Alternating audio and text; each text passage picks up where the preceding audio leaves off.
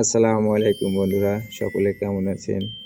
আমি মোহাম্মদ আরিফুজ্জামান প্রতিদিনের মতো আজও আপনাদের সামনে উপস্থিত হয়েছি একটি বিষয় সম্পর্কে আলোচনা করার জন্য। আমার আজকের আলোচ্য বিষয় হলো রিজিক। রিজিক সম্পর্কে আল্লাহ তাআলা কী বলেছেন, আসুন আমরা সেটা জেনে নিই। রিজিক সম্পর্কে আল্লাহ তাআলা তার প্রিয় নবী হযরত মুহাম্মদ সাল্লাল্লাহু আলাইহি সাল্লামকে বলেছেন, হে আমার প্রিয় নবী, আপনি আপনার পরিবারকে নামাজের জন্য আদেশ করুন এবং নিজেও এর উপর মজবুত থাকুন।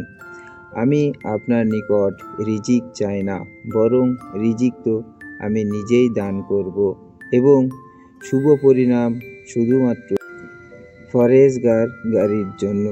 আল কোরআন।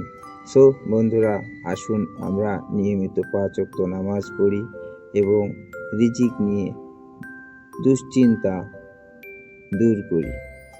নিয়মিত নামাজ পড়ি, আল্লাহর পথে চলি। সকলে ভালো থাকবেন। আসসালামু আলাইকুম। আল্লাহ হাফেজ।